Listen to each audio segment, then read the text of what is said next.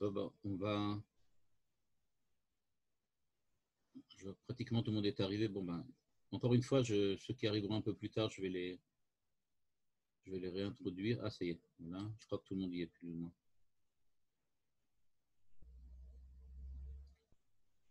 Ok. Je crois que tout le monde y est. Bon, de toutes les façons. Ok. Alors, il y a une notion. Il y a une notion que Manitou essaye d'expliquer et qui est une notion très particulière. C'est cette notion de mystère. Là, c'est quelque chose d'important parce que on est tous dans une époque, notamment dans l'époque post-moderne, ce qu'on appelle New Age en anglais. Dans cette époque de New Age, on a l'habitude de donner une prépondérance ou une très grande présence à tout ce qui est un petit peu mystique et tout ce qui est un petit peu mystérieux et qui relève de l'ordre du mystère et et on va dire comme ça en gros de la mystique et de la science, des sciences occultes, on va appeler ça comme ça. On aime beaucoup ça aujourd'hui et très souvent on voit apparaître dans le cadre de la culture même beaucoup de choses que les gens apprécient et admettent parce que précisément elles ont ce côté mystérieux. Je suppose que vous avez sûrement ça dans votre entourage, des gens qui sont très très attachés aux choses qu'on ne peut pas expliquer. C'est-à-dire qu'ils délaissent quelquefois même ce qu'on peut expliquer pour surtout s'attirer et être attirés et attachés aux choses qu'on ne peut pas euh, comprendre. Et là, Manitou semble dire que effectivement, il y a quelque chose de spécial dans la Torah. Il y a quelque chose de spécial dans la Torah parce que, effectivement, on voit qu'il y a quelque chose de mystérieux, puisqu'il nous a dit maintenant que dans la para Adouma, il y avait chouka, c'est-à-dire un aspect qui est indiscutable, mais qui aussi est franchement incompréhensible. Et donc, qu'est-ce que ça veut dire ce mot incompréhensible, ce mot de mystère, le mystérieux? De quoi s'agit-il exactement? Eh bien, il faut comprendre qu'il y a une grande différence entre le mystère tel qu'on va le trouver dans la chrétienté et le mystère ou le sod qu'on va trouver dans la Torah.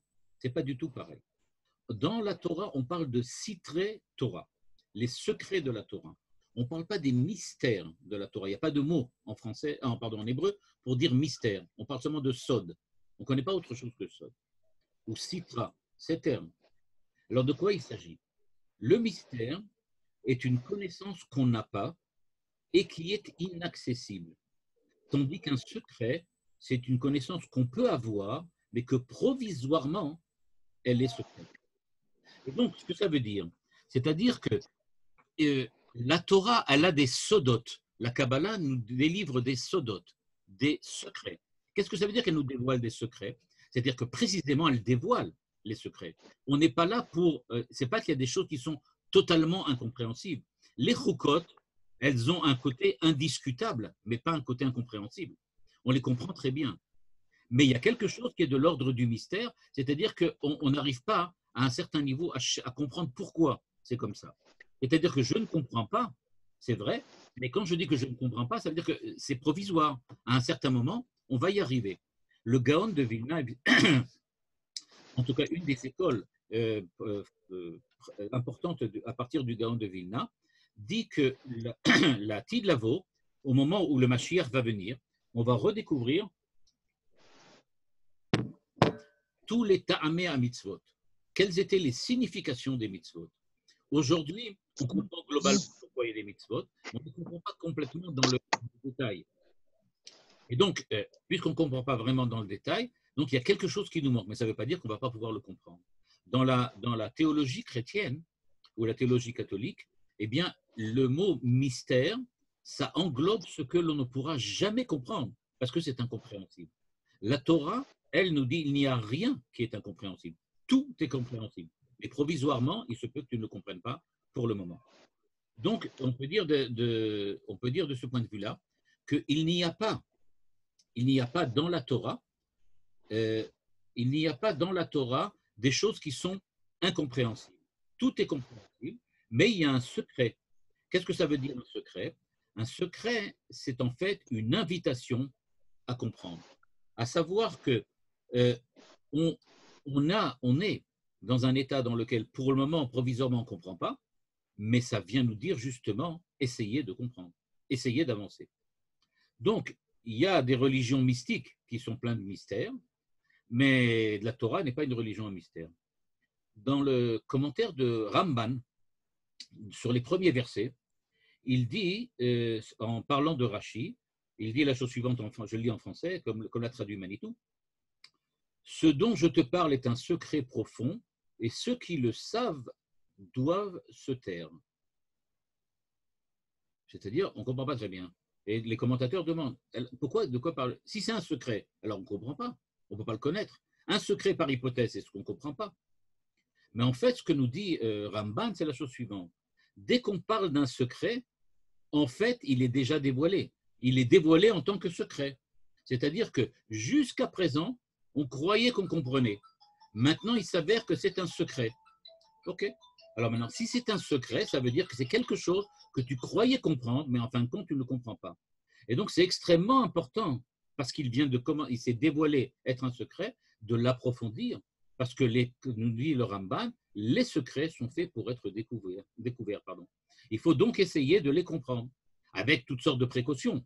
Ceux qui le savent doivent le taire. C'est-à-dire que si quelqu'un n'est pas capable de lui-même d'arriver à la compréhension du secret, alors calme-toi, attends, il faut que ça soit quelque chose. C'est quelque chose qu'on peut comprendre et qu'on peut dire. Donc, pour revenir donc à cette idée du Or HaChaim HaKadosh, donc dans toute mitzvah de la Torah, il y a donc un aspect étrange. Et quel est cet aspect? Quel est ce côté étrange, incompréhensible? C'est-à-dire que pour le moment, nous n'arrivons pas à le comprendre. Quel est cet aspect qui est véritablement incompréhensible? Le fait que Dieu l'ordonne, bon, c'est clair, mais ça c'est compréhensible. Qu'est-ce qui est chouka? Quel est le côté chouka qu'il y a dans la Torah? Et alors nous dit le Or HaChaim HaKadosh quelque chose d'exceptionnel. Il nous dit, vous savez quel est le côté étrange, le côté chouka dans chaque mitzvah? C'est le fait que la Torah insiste qu'elle s'adresse à Israël. Le fait que Israël est le récipiendaire de l'ordre de la Torah, c'est-à-dire que la Torah s'adresse à lui particulièrement, eh bien ça, c'est précisément ce que l'on ne comprend pas maintenant.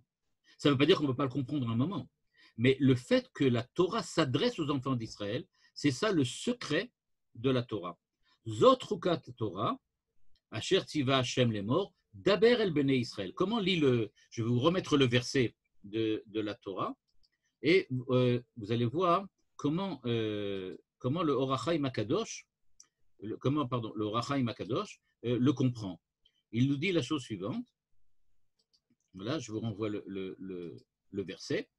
Maintenant, regardez, dans le verset, tel qu'il le lit, c'est dit comme ça. Zot chukat Torah asher tziva Hashem les morts, Daber el bnei Israël. Dans la compréhension, dans la manière de lire du Or HaChaim HaKadosh, il faut lire la chose suivante. Zot chukat Torah, voilà chukat Torah. Maintenant, regardez bien comment tout le verset va lire. Je vais lire comme Manitou le lit maintenant. Il dit la chose suivante. Zot chukat Torah. Voici la chouka, l'aspect, on va dire chouka, l'aspect incompréhensible, l'aspect qui nous dépasse. Voici l'aspect qui nous dépasse. Torah, dans la Torah Asher Tziva Hashem, dans la Torah que Dieu a ordonnée, donc je reviens, voici l'aspect caché, l'aspect mystérieux. Dans la Torah que Dieu nous a ordonnée, à savoir, Daber el bnei Israël, que la Torah s'adresse aux enfants d'Israël. C'est-à-dire que je pense que maintenant vous voyez bien clairement la façon dont Manitou et le Or HaChaim HaKadosh lisent la Torah. Et donc, quand eux ils lisent la Torah, donc ce qu'ils disent en fait, c'est que Dieu s'adresse en nous disant le côté mystérieux de la Torah, c'est précisément ce côté-là que Dieu s'adresse particulièrement à Israël. Puisque Dieu s'adresse particulièrement à Israël, c'est ça l'aspect étrange qu'il y a dans la Torah, et on va le voir tout de suite, cet aspect-là qui va faire précisément la crainte des nations et le fait que les nations vont se révolter contre cette idée. Ils disent, il y a quelque chose d'incompréhensible dans la Torah, c'est que tu t'adresses particulièrement à Israël. Mais pourquoi? Quelle est la raison de cela? Là-dessus, nous n'avons pas de réponse, on va le voir tout de suite. Le fait que la Torah a été donnée à Israël, c'est une décision de la volonté divine. Et on retrouve cette idée-là déjà dans le Moreh Nevuchim du Rambam. Il dit, on peut tout comprendre dans la Torah, sauf le fait que Dieu s'adresse à l'Israël. pourquoi il aurait pu très bien s'adresser à quelqu'un d'autre? Ça ne veut pas dire qu'on ne comprend pas jusqu'à la fin, mais ça veut dire que c'est quelque chose qui est contesté. Et on va le voir tout de suite dans Rachi. Rachi le dit d'ailleurs très clairement. On peut dire dans le vocabulaire d'aujourd'hui, on dirait la chose suivante. Il y a dans cette aspiration à Israël d'être le récipiendaire de Dieu, il y a nécessairement la présence d'une contestation à l'élection d'Israël. Dieu parle, ça veut dire qu'il parle à Israël. Cette élection d'Israël comme le récipiendaire de Dieu, comme celui qui est là pour écouter Dieu, fait que les nations ne sont pas d'accord. Et on peut dire d'une certaine façon, c'est une idée que Manitou exprime dans un texte, il dit que la différence entre Israël et les nations, c'est que nous avons la révélation en direct, Dieu nous s'adresse à nous directement, et nous allons le transmettre par ailleurs, c'est-à-dire en différé, on va le donner au mot. C'est-à-dire, nous entendons directement de Dieu et nous exprimons ensuite ce que Dieu a dit au mot. Et c'est cela la Xéra. La Xéra, Zotrukat Torah. Voilà la Xéra qu'il y a dans la Torah. Et qu'est-ce que c'est que cette Torah? La Torah que Dieu a ordonnée, Asher Tziva Hashem. Quel est ce côté-là? Daber el Bnei Israël. C'est ça le très grand chidouche de Manitou dans ce verset, dans lequel il nous montre en fait que le principe de la Torah, c'est-à-dire la chose qui est un des axiomes de la Torah, qui pour le moment nous apparaît comme incompréhensible, c'est le fait que ça s'adresse à nous. Ce n'est pas quelque chose qu'on en peut entendre directement par l'esprit ou par l'idée, mais Dieu s'adresse directement à nous. C'est comme ça qu'il a choisi. Je sais qu'à l'époque, quand Manitou était à Orsay, et mon père, Zichrono Levacha, y était aussi, il m'avait raconté que Shoushani donnait cours le Shabbat, je crois, et quand Shoushani donnait cours, il avait décidé de donner des interprétations de Vaïdaber Hashem El Moshe les morts, le fait que Dieu s'adresse à Moshe. Et, il a dit, et mon père m'avait raconté, donc il donnait différentes interprétations, chaque fois une nouvelle, un nouveau pérou sur Vaïdaber Hashem El Moshe les morts. On peut dire ici que Manitou donne véritablement un nouveau pérouche à ce verset, en ce sens que Zotrukat Torah, le chok qu'il y a dans la Torah Asher Tziva Hashem, c'est le fait qu'elle s'adresse aux enfants d'Israël. C'est-à-dire que c'est quelque chose qui s'adresse directement aux enfants d'Israël. Dans les quelques minutes qui nous restent, on va essayer d'avancer un petit peu encore. Il y a encore un autre point que maintenant va développer Manitou, c'est une autre idée qu'il a amenée au sujet de ce verset, c'est le fait qu'il est écrit Daber el Bnei Israël, veikru elecha para aduma. Dans le texte que je vous avais montré tout à l'heure, j'avais montré bien que elecha, ça s'adresse à toi. J'avais expliqué que comme Moshe était celui qui véritablement comprenait la Torah, c'est pour ça qu'on a dit elecha. Cette formule se retrouve aussi dans Parashat Trouma, veikru li teruma, o vetikru elecha trouma. Donc on parle tout le temps que il y a quelque chose de particulier au fait que la Paradouma est reliée à Moshe. C'est lié à une autre idée qu'on va voir tout de suite, c'est le fait que quand un Kohen qui était pur devait préparer les cendres de la vache rousse, à partir de laquelle on créait l'eau, on mélangeait ces cendres avec de l'eau, et c'est cette eau-là qu'on jetait sur les gens impurs pour les rendre purs. Eh bien, en préparant la capacité de purifier l'impureté, le Kohen se rendait lui-même impur. Et donc, il faudra qu'il se purifie avec l'eau lui-même qu'il vient de faire. Et il restera en état d'impureté, mais enfin, seulement jusqu'au soir. C'est-à-dire qu'il y a quelque chose, maintenant, en fait, qui veut dire comme ça. Quand tu fais quelque chose pour purifier l'impureté, nécessairement, toi, tu te rends impur et tu vas avoir besoin de purification. Il semblerait que c'est un espèce de cercle vicieux. On ne peut pas faire de la pureté sans impureté, et même quand on enlève de l'impureté, alors on en recrée. Il y a quelque chose comme ça. C'est-à-dire que quand on regarde, la question que soulève Manitou est la suivante. Ça voudrait dire a priori qu'il y a une impossibilité d'accéder à la pureté. Il est impossible à un homme de devenir pur. Pourquoi ? Parce que pour accéder à la pureté, il faudrait le faire par l'intermédiaire de quelqu'un qui est déjà pur. Or, pour pouvoir être déjà pur, il faut déjà donc avoir réussi à passer la pureté et devenir pur. Or, il faut donc un être exceptionnel qui soit dans un état de pureté avant même la création de l'impureté. Et donc, on ne pourra jamais trouver dans le monde quelque chose qui permet de démarrer et de devenir pur. En gros, c'est l'histoire de l'œuf et de la poule.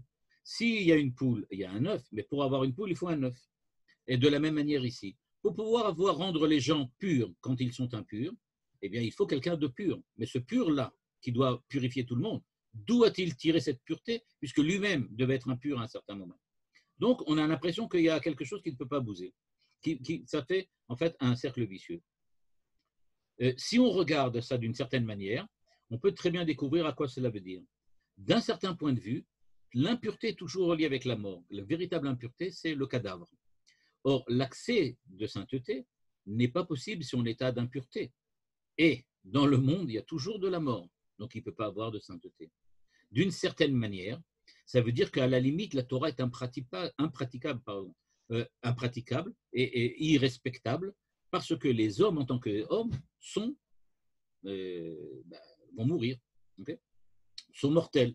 Et donc, si les hommes sont mortels, ils sont nécessairement dans un état d'impureté. S'ils sont dans un état d'impureté, ils ne peuvent pas arriver à l'état de pureté minimum. Par conséquent, la Torah n'est praticable que par quelqu'un qui n'est pas de l'ordre de l'impureté. Il faut donc quelqu'un qui soit une personne qui a le privilège, la capacité de transformer l'impur en pur. Mais lui va lui-même se transformer en pur. Eh bien, c'est ça ce qu'on va retrouver un petit peu dans la personnalité de Moshe. Et c'est pourquoi la Torah s'appelle du nom de Moshe. Parce qu'effectivement, Moshe est le seul qui va être capable de faire que la Torah soit reçue par les hommes.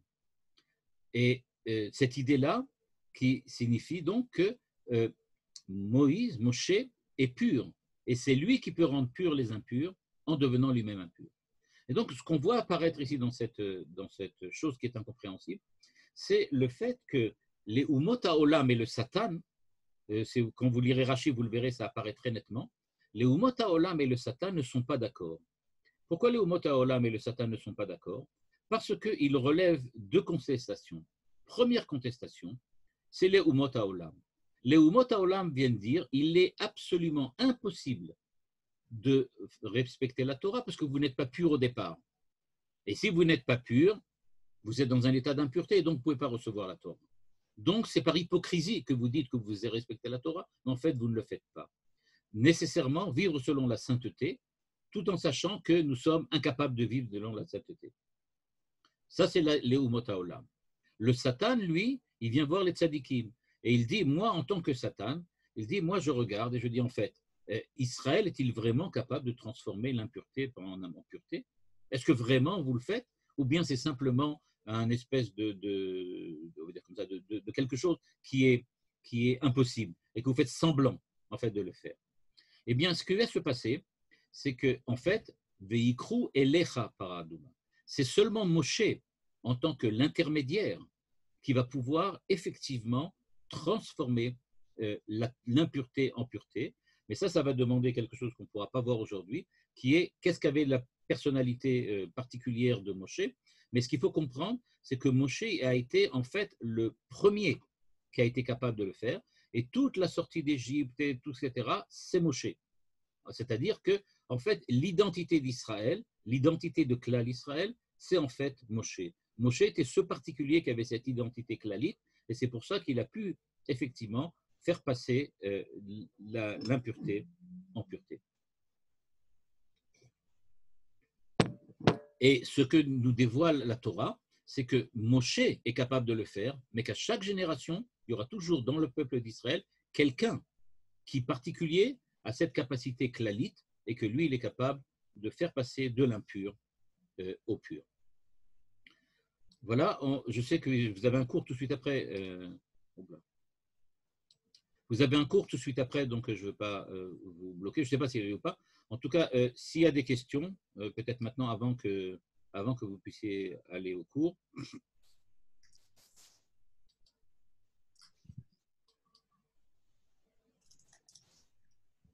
Voilà.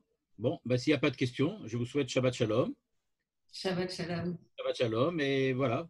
Et Bezrat Hashem, comme dans... Shabbat Shalom. Shabbat Shalom. Si vous désirez qu'on continue par la suite, eh bien, on peut encore continuer comme vous le voulez. Et si vous désirez arrêter, vous le dites par le WhatsApp. Vous pouvez, dans les discussions, choisir. Voilà. Shabbat Shalom. Shabbat, Shabbat Shalom, merci beaucoup. Shalom. Bye bye. Shabbat Shalom. Non, non, on continue. On continue. On continue. Ouais, ouais, avec grand plaisir. Ok, alors Shabbat Shalom. Shabbat Shalom. Bye. Je m'excuse, j'avais une interruption. J'ai fait une mauvaise manip et j'ai raté la fin du cours. Ah, de toute façon, je vais maintenant, je l'ai enregistré maintenant, donc je vais mettre les deux. D'accord. Au début du cours, Non, mais il ne sera pas, parce que j'ai oublié d'enregistrer, mais disons, les trois quarts du premier et le deuxième sont dessus, et je les mettrai sur WhatsApp. Ou bien sûr, je mettrai le lien sur autre chose. D'accord. Non, ce que je voulais vous demander, mais c'est toujours ma préoccupation, c'est qu'effectivement, c'est toute la problématique d'Israël par rapport aux nations. C'est cette ricade qui. Exact. Et c'est toujours ce côté-là. C'est-à-dire qu'il y a quand même le choix d'Israël, nous dit Manitou, c'est quand même quelque chose qu'on n'arrive pas à expliquer. Bon, là, je ne l'ai pas vraiment rentré, peut-être dans un prochain cours, je le ferai. Peut-être même dans le cadre du cours de Pêchet Yehuda, peut-être. Peut-être je ferai là-bas, peut-être sur l'idée de l'élection d'Israël, puisque là-bas, on a déjà fait 2 cours sur l'élection d'Israël. Donc, peut-être je ferai celui-là sur la personnalité de Moshe comme le grand passage en mystère. place. Ouais. Ok, merci beaucoup. Shabbat Shalom. Shabbat Shalom. Shabbat Shalom.